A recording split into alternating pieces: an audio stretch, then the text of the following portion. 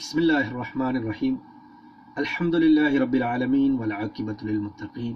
والصلاة والسلام علی سید الانبیاء والمرسلین صلو علی الحبیب صلی اللہ تعالی علی محمد وعلی آل محمد وبارک وسلم علیہ۔ عرب کی ایک مشہور عالمہ کی اپنی بیٹی کو 10 نصیحتیں جو قیامت تک آنے والی عورتوں کے لیے مشعل راہ ہیں۔ اس ویڈیو کو تمام مسلمان بہنیں بیٹیاں ضرور دیکھیں اور جتنا ہو سکے احباب ایک دوسرے ساتھ اس کو شیئر کریں تاکہ دوسرے احباب اس سے مستفید ہو سکیں۔ عرب کی ایک مشہور عالمہ نے اپنی بیٹی کو 10 نصیحتیں کی۔ ان 10 نصیحتوں میں ایسی باتیں موجود ہیں جو قیامت تک آنے والی عورتوں کے لیے مشعل راہ ہے۔ عالمہ نے پہلی نصیحت اپنی بیٹی کو مخاطب کرتے ہوئے کہا، میری آنکھوں کی ٹھنڈک، شوہر کے گھر جا کر قناعت والی زندگی گزارنے کی کوشش کرنا۔ شوہر کے گھر میں جو دار روٹی ملے اس پر راضی رہنا، جو روکھی سوکھی شوہر کی خوشی کے ساتھ مل جائے وہ اس مرغ پلاؤ سے بہتر ہے جو تمہارے اصرار کرنے پر اس نے ناراضگی سے دیا ہو۔ دوسری نصیحت کرتے ہوئے عالمہ نے یہ کہا کہ میری بیٹی، اپنے شوہر کی بات کو ہمیشہ توجہ سے سننا اور اس کی اہمیت دینا اور ہر حال میں شوہر کی بات پر عمل کرنے کی کوشش کرنا۔ اس طرح تم ان کے دل میں جگہ بنا لو گی، کیونکہ اصل آدمی نہیں، آدمی کا کام پیارا ہوتا ہے۔ تیسری بات بتاتے ہوئے انہوں نے کہا کہ اپنی زینت و جمال کا ایسے خیال رکھنا کہ جب وہ تجھے نگاہ بھر کے دیکھے تو اپنے انتخاب پر خوش ہو، اور سادگی کے ساتھ جتنی بھی استطاعت ہو خوشبو کا اہتمام کرو، ضرور کرو، اور یاد رکھو کہ تیرے جسم و لباس کی کوئی بو یا کوئی بری حیت اس کے دل میں نفرت و کراہت نہ دلائے۔ چوتھی بات بتاتے ہوئے عالمہ نے کہا کہ میری بیٹی، اپنے شوہر کی نگاہ میں بلی معلوم ہونے کے لیے اپنی آنکھوں کو سرمے اور کاجل سے حسن دینا، کیونکہ پرکشش آنکھیں پورے وجود کو دیکھنے والے کی نگاہوں میں جچا دیتی ہیں۔ غسل اور وضو کا اہتمام کرنا کہ یہ سب سے اچھی خوشبو ہے اور لطافت کا بہترین ذریعہ بھی ہے۔ پانچویں بات بتاتے ہوئے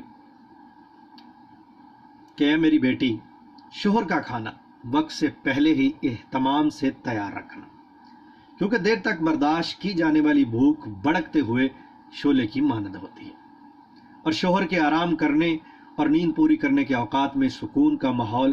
بنانا، کیونکہ نیند ادھوری رہ جائے تو طبیعت میں غصہ اور چڑچڑاپن پیدا ہو جاتا ہے۔ چھٹی بات یہ کہی کہ بیٹی، شوہر کے گھر اور ان کے مال کی نگرانی، یعنی ان کی اجازت کے بغیر کوئی گھر میں نہ آئے اور نہ ان کا مال لغویات، نمائش، فیشن میں برباد نہ کرنا، کیونکہ مال کی بہتر نگہداشت حسن انتظام سے ہوتی ہے اور اہل و عیال کی بہتر حفاظت حسن تدبر سے ہوتی ہے۔ عالمہ نے ساتویں بات بیٹی کو بتاتے ہوئے کہا کہ بیٹی، بہت توجہ کے ساتھ یہ بات سننا کہ شوہر کی رازدار رہنا، کیونکہ عورت رازدار نہیں ہوتی، اس لیے تنبیہ کرتے ہوئے کہا کہ شوہر کی رازدار رہنا، اور بار بار یہ 3 بار یہ جملہ دہرایا، شوہر کی رازدار رہنا، ان کی نافرمانی نہ کرنا، کیونکہ ان جیسے باروب شخص کی نافرمانی جلتی پر تیل کا کام کرے گی۔ تم اگر اس کا راز دوسروں سے چھپا کر نہ رکھ سکی تو شوہر کا اعتماد تم پر سے ہٹ جائے گا، اور پھر تم بھی اس کے 2 رخے پن سے محفوظ نہیں رہ پاؤ گے۔ 8ویں بات انہوں نے یہ کہی کہ میری بیٹی، جب تمہارا شوہر کسی بات پر غمگین ہو تو اپنی کسی خوشی کا اظہار اس کے سامنے نہ کرنا، یعنی اپنے شوہر کے غم میں شریک رہنا، شوہر کی کسی خوشی کے وقت غم کے اثرات چہرے پر نہ لانا،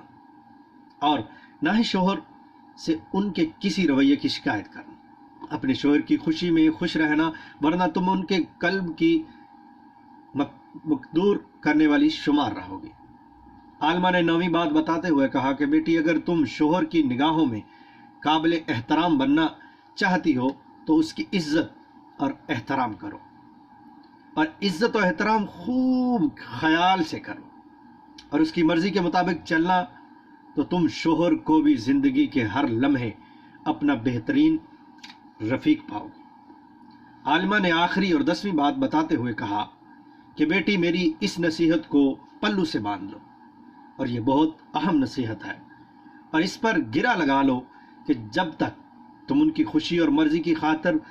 کئی بار اپنا دل نہیں مارو گی، اور اپنے شوہر کی بات رکھنے کے لیے تمہیں اپنی پسند، ناپسند اور دیگر کئی خواہشات کو دبانا ہوگا۔ اگر تم ایسا نہیں کرو گی تو تمہاری زندگی میں خوشیوں کے پھول نہیں کھل سکیں گے۔ امید ہے کہ یہ نصیحتیں آپ سب کے، میرے اور تمام مسلمان بہنوں بیٹیوں کے لیے بہت مفید ثابت ہوں گی۔ وما علینا الا البلاغ المبین۔